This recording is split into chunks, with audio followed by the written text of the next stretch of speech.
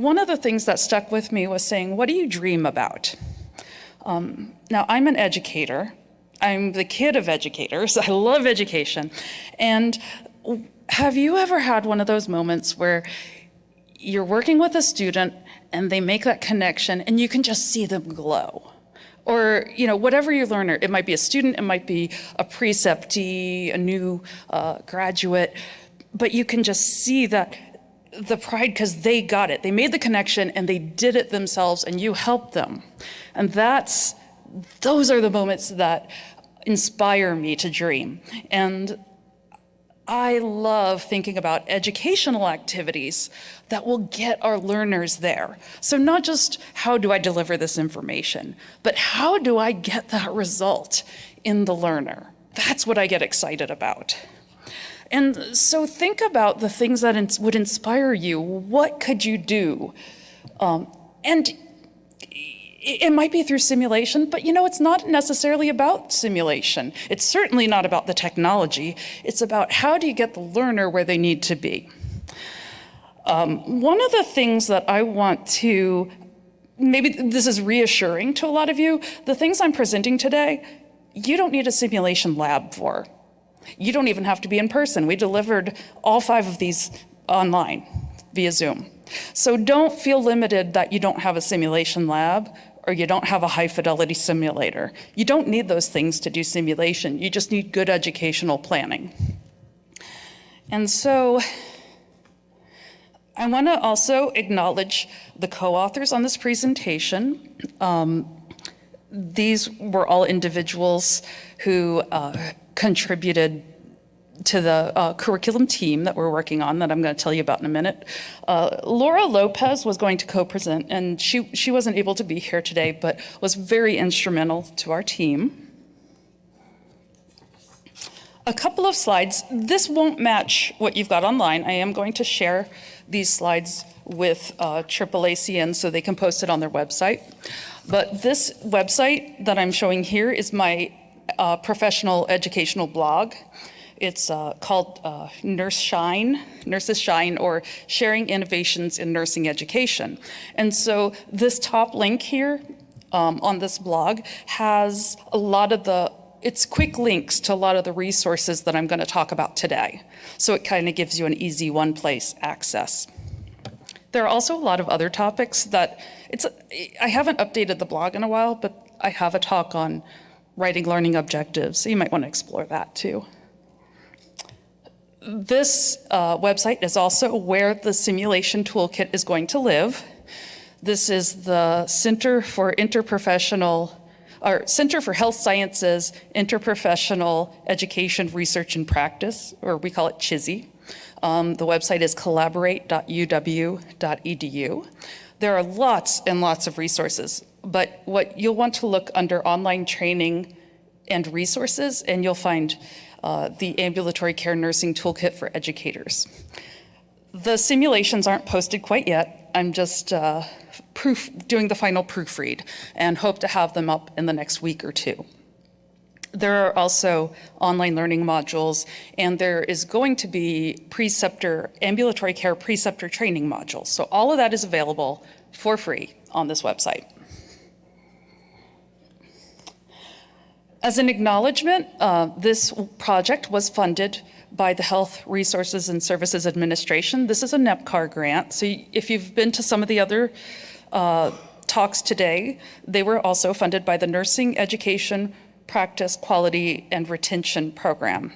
And so we were as well. This was a large $2 million grant that had a lot of different projects associated with it.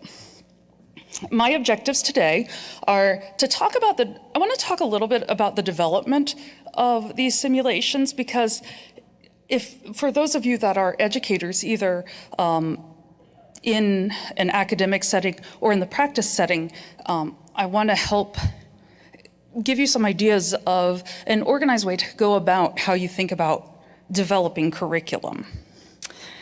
And then I'm going to spend most of my time talking about the specific simulations.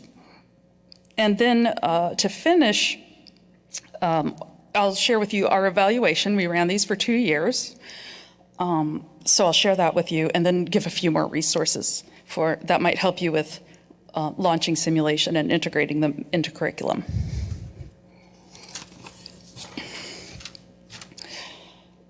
As I mentioned, this project was part of a larger project. This was an academic practice partnership between the University of Washington School of Nursing and Kaiser Permanente, Washington. There were various project cores. So some of the project was oriented towards practice advancement, but then we had the curriculum work group.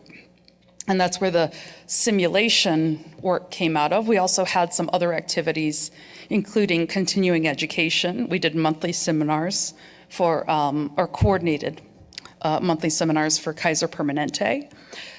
We placed students in rural and longitudinal clinical placements in ambulatory care. And then when COVID-19 happened, we supported students working in the Healthcare Authority call centers. So we actually helped students. If many of you probably experienced the same thing, where the healthcare system was so overwhelmed, they couldn't take our students. They didn't have even the PPE for the students. And so we actually got our students clinical experience through these call center placements.